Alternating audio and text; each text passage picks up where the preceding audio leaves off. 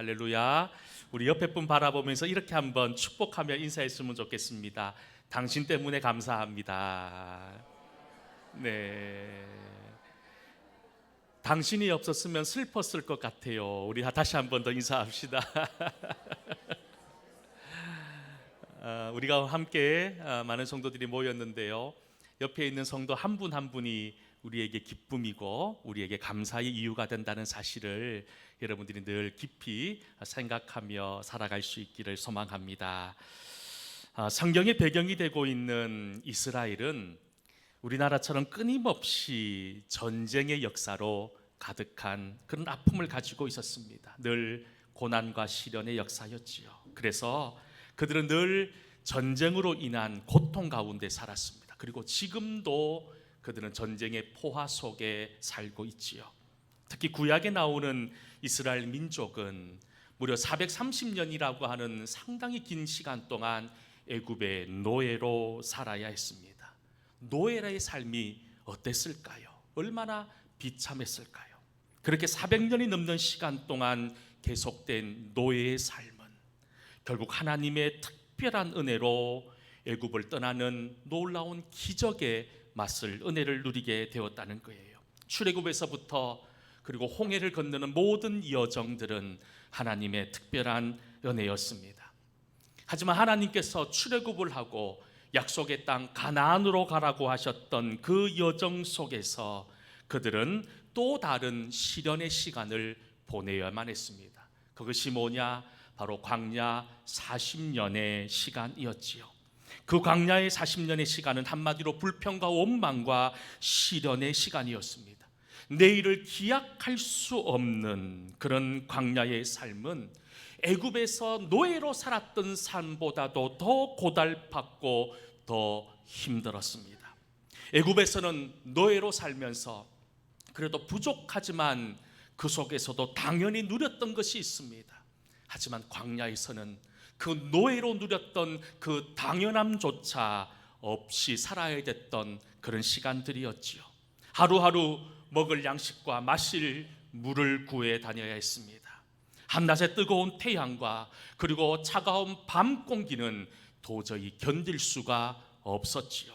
하지만 40년간 이어진 이스라엘의 이 광야의 생활은 하나님께서 내려주시는 만나가 그들의 양식이 되었고 하나님께서 반석에서 물을 내심으로 그들의 목을 축일 수 있게 해주셨습니다. 사막의 뜨거운 태양빛은 하나님 구름 기둥으로 가려주셨고 한밤의 차가운 밤 공기는 불기둥으로 그들에게 따뜻한 온기를 제공해 주셨지요. 이처럼 광야 40년은 하루하루가 하나님과 함께하는 시간, 하나님이 만져주시는 시간이었던 거예요.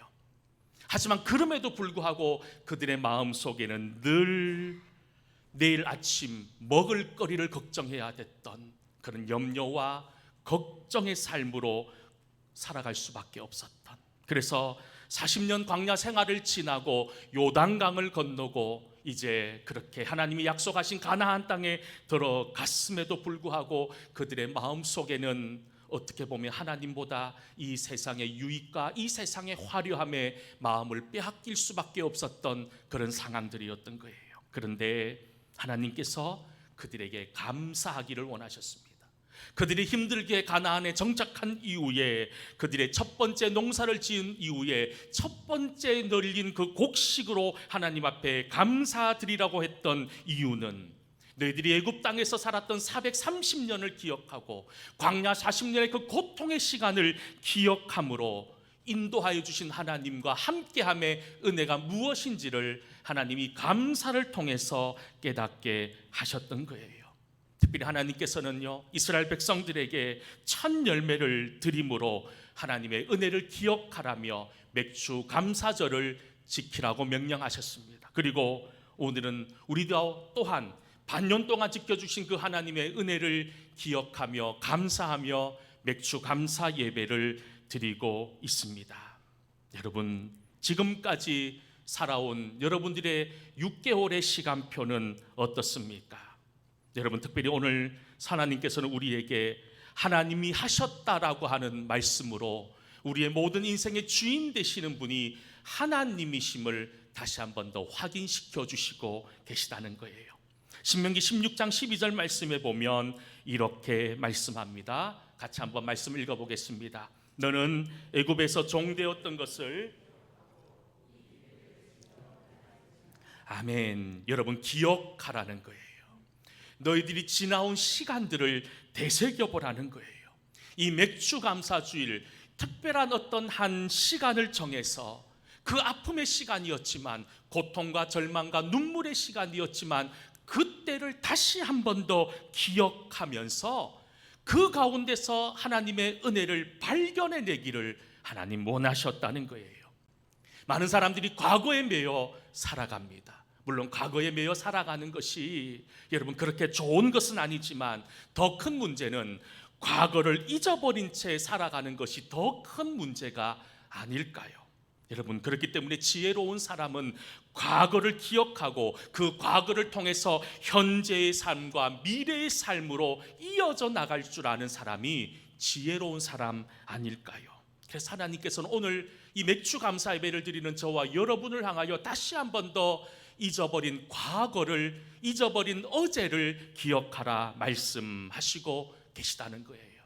신명기 8장 12절 14절 말씀에 또 이렇게 말씀합니다. 내가 먹어서 배부르고 아름다운 집을 짓고 거주하게 되며, 또 내 소와 양이 번성하며 내 은금이 증식되며 내 소유가 다 풍부하게 될 때에 내 마음이 교만하여 내 하나님 여호와를 잊어버릴까 염려하노라. 여호와는 너를 애굽 땅 종되었던 집에서 이끌어 내시고 라고 말씀하고 있다는 거예요. 앞에서도 말씀드렸지만 2024년이 시작되고 벌써 6개월의 시간이 훌쩍 지나가 버렸습니다. 지금까지 여러분들의 6개월의 시간은 어떻습니까? 그 시간을 돌아보며 마치 내가 잘나고 내가 지혜로워서 내가 수고해서 어떤 무엇인가를 이루었다고 생각하십니까? 여러분, 제발 착각하지 않기를 소망합니다. 사실 우리가 할 수 있는 우리의 능력은 아무것도 없다는 거예요. 하나님이 하셨다는 거예요. 하나님이 인도해 주셨다는 거예요. 하나님이 지켜 주셨다는 거예요. 그래서 이 모든 것이 하나님의 은혜라는 거예요. 우리에게는 하나님의 은혜가 있는 거예요. 지나온 6개월의 시간 속에 하나님의 은혜가 있었기에 2024년 남은 6개월에 우리가 맞이해야 될 시간 속에서도 우리가 하나님의 은혜를 소망하고 기대할 수 있는 것이 아닐까요? 요즘 자녀들, 학교 다니는 아이들에게 여러분 학교에서 무엇을 강조하냐면 자기 주도 학습이라고 하는 것을 강조합니다. 말 그대로 자기 주도 학습입니다. 누군가에 의해서 공부하는 게 아니라 스스로 자기가 어떻게 공부하는 것이 좋은지 자기가 주도적으로 공부하게 만들게끔 학교는 아이들을 가르치고, 그렇게 아이들은 자기 자주도 학습을 통해서 배움을 이어나가고 있다는 거예요. 이런 자기 주도적이라고 하는 것은 교육뿐만 아니라 우리의 인생에서도 매우 중요합니다. 자기 주도성이 없는 사람은 어떻습니까? 세상은 바보 같은 사람이라고 이야기합니다. 자기 의지가 없는 사람은 여러분 이 세상에 도태되는 사람이라고 이야기하곤 하지요.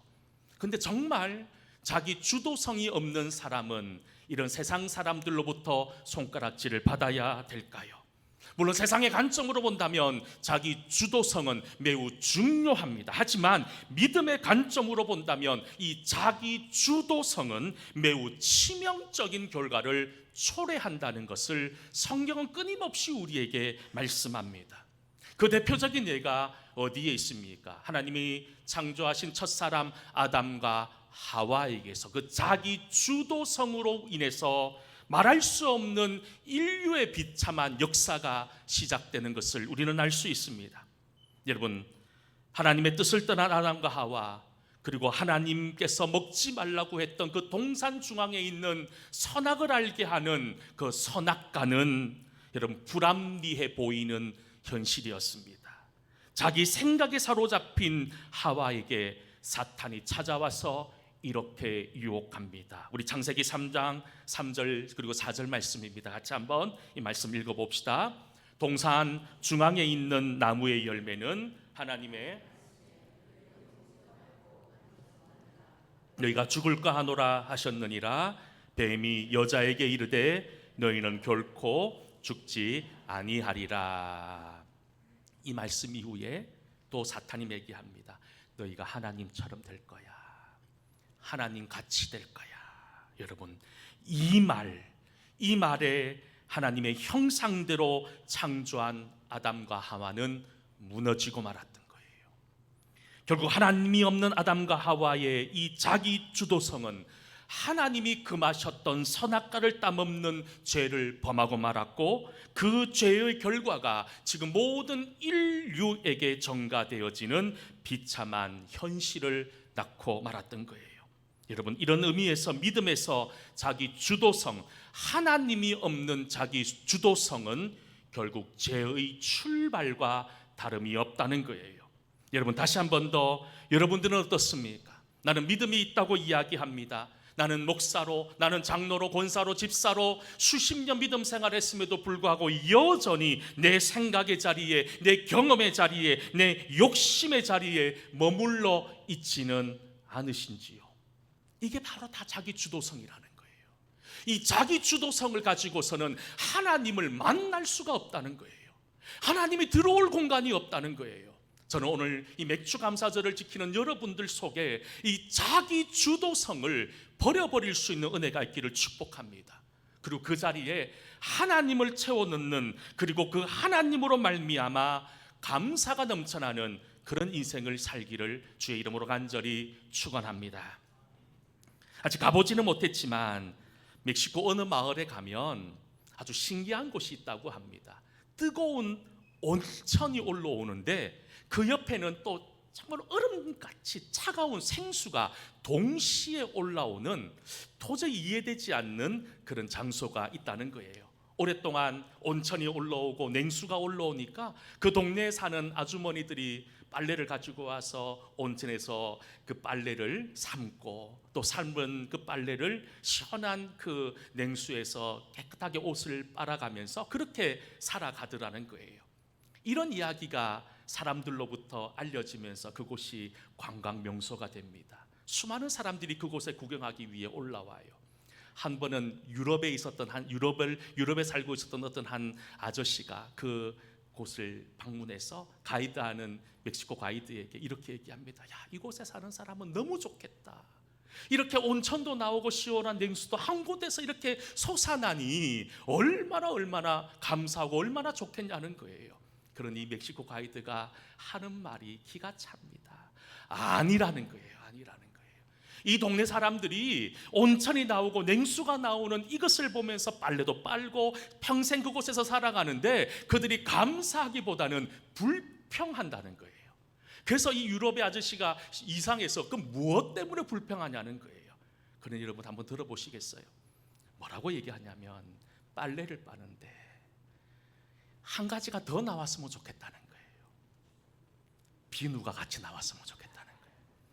빨래를 빠는데 따뜻한 물에 옷을 삶고 찬물에 옷을 헹구는데 빨래 빨면서 하는 말이 아이고 비누라도 나오면 더 좋겠다, 이런 마음을 가지고 그곳에서 평생을 살아가는 거예요. 인간적 눈으로 보면 얼마나 감사합니까? 온천도 나오고 시원한 물도 나오는데 사람의 마음은요, 늘 없는 것을 먼저 생각한다는 거예요. 이게 무슨 사람의 특징인 줄 아십니까? 하나님이 떠난 자기 주도성에 사로잡혀 살아가는 사람의 특징이라는 거예요.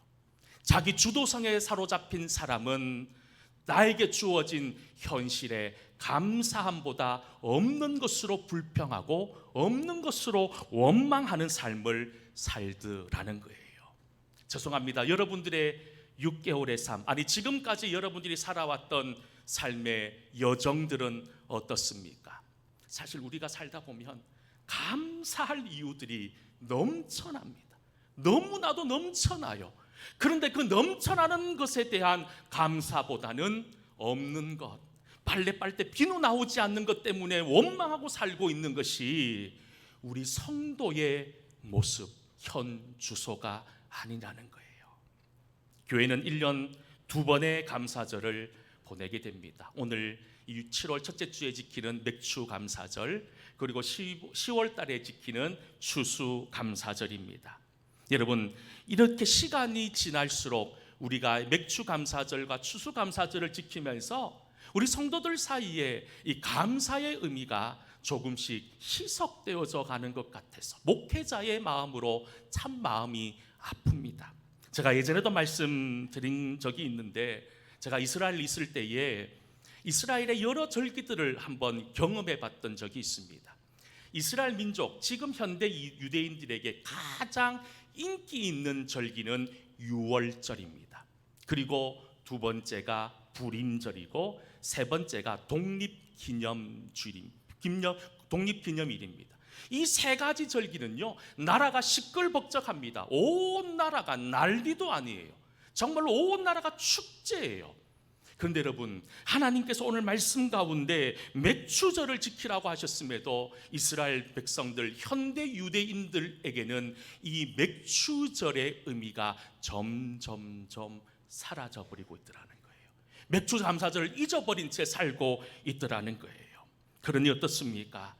그들은 하나님의 놀라운 사랑과 하나님의 놀라운 은혜를 입은 민족임에도 불구하고 그것에 감사하지 못한 채 분쟁과 다툼의 중심에서, 여러분, 이 세상의 여러 가지 전쟁의 중심에 서 있는 나라가 지금 현대 유대의 나라가 아닐까요? 불평과 감사는 한 그릇에 담을 수 없다는 말이 있습니다. 똑같은 상황과 똑같은 시간 속에 있음에도 불구하고 어떤 사람은 감사의 이유를 찾고 어떤 사람은 불평의 이유를 찾는다는 거예요. 특별히 하나님께서 감사의 절기를 지키라고 하신 것은 우리가 똑같은 상황 속에 놓여 있음에도 우리가 늘 불평하고 살고 있기 때문에 그런 것이 아닐까요? 가나안 땅을 정착한 후 오랜 시간이 지나면서 하나님을 향한 감사의 마음들이 점점점 이스라엘 백성들 사이에서 사라져버리기 시작합니다. 그 하나님의 은혜를 잃어버린 그들의 역사는 비참했습니다. 북이스라엘은 아수르라고 하는 나라에 의해 멸망당하고 그 남아있는 얌루다는 바벨론에 의해 멸망당하면서 그 이스라엘이라고 하는 유대라고 하는 나라는 두 번째 노예의 삶을 시작하게 됩니다. 나라를 빼앗기고 노예의 삶이 또 반복되어졌다는 거예요. 하지만 하나님, 그럼에도 불구하고 이스라엘을 포기하지 않으셨습니다. 우리가 죄악 가운데 있음에도 하나님이 저와 여러분을 포기하지 않으시는 것처럼 하나님이 이스라엘 백성을 포기하지 않고 70년 만에 바벨론 포로에서 고향으로 돌려보내셨다는 거예요. 그때 이스라엘 백성 사이에 총독이었던 느헤미야를 중심으로 무너진 성벽과 성전을 재건하는 동시에 백성들 사이에 잃어버렸던 영적 대부흥 운동이 일어납니다. 오늘 읽진 않았지만 느헤미야 말씀에 보면 총독 느헤미야가 이스라엘 백성들이 한자리에 모여서, 여러분, 학사 에스라의 말씀을 듣고 하나님 앞에 아멘 아멘 응답하면서 울었다는 말씀을 발견할 수 있습니다. 느헤미야 9장 1절 2절 말씀에 보면 그 울음의 의미를 이렇게 말씀합니다. 우리 1절 2절 말씀을 함께 읽어보도록 하겠습니다. 그날 숨을 나을 날에 이스라엘 자손이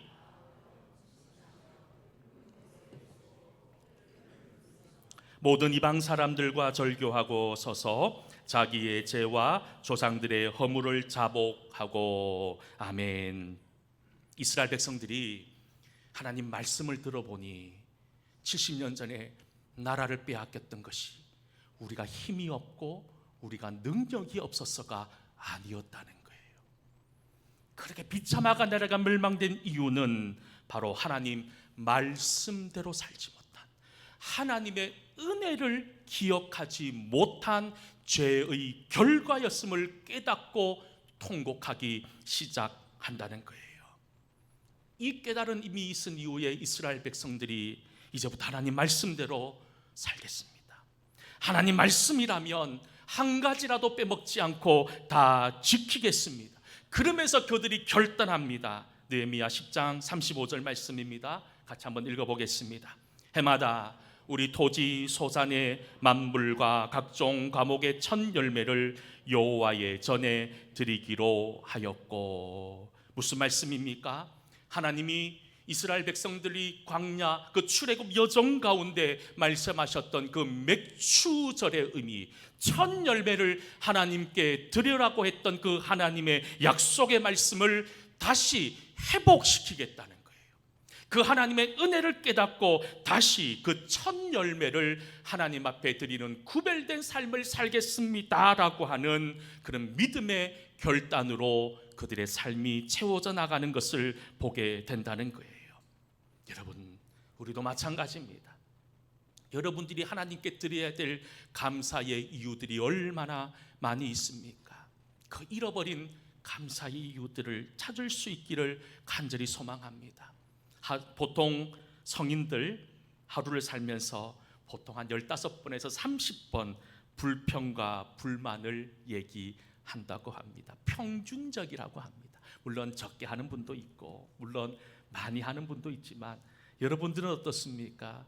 오늘 주일 교회를 오면서 혹시나 불평하며 원망하며 오진 않았습니까? 아이고 날씨 너무 덥다, 아니면 여러 가지 원망과 불평의 이유들을 가지고 주의 전에 나왔다면, 우리가 오늘 이 시간 주님 앞에 하나님 우리의 연약함을 용서해 주십시오 기도해야 된다는 거예요. 여러분, 우리가 이렇게 무더운 여름 날씨 속에 이 습기 많고 이렇게 참 견디기 힘든 여름에도 시원한 에어컨이 있는 예배당에 앉아서 또 함께 하나님 말씀 듣고 예배 드릴 수 있는 성도들이 있고, 또 여러분 우리가 주님을 찬송할 수 있는 이 귀한 이 예배 시간에 아무 방해도 받지 않고 예배 드릴 수 있음에 우리는 그 감사의 이유들을 찾을 수 있어야 된다는 거예요. 이런 말을 들었습니다. 감옥과 수도원의 차이는 불평과 감사의 차이다라고 얘기합니다. 감옥과 수도원은 별반 다르지 않습니다. 모두 다 갇혀 삽니다. 하지만 수도원은 감사가 넘칩니다. 하지만 감옥은 불평과 원망이 넘칩니다. 여러분들의 인생은 어떤 인생으로 만들어 나가길 원하십니까? 감사를 잃어버린 인생은 지옥 같은 인생이 될 겁니다. 하지만 감사를 회복하고 감사를 기억할 줄 아는 인생은 천국의 삶을 살 수 있는 것이지요. 사랑하는 성도 여러분, 저는 우리 동성교회 모든 성도들이 정말로 감사로 넘쳐난 천국과도 같은 믿음의 삶을 살아가는 은혜가 있기를 주의 이름으로 간절히 축원합니다. 우리 하나님께 찬양 하나 드렸으면 좋겠습니다.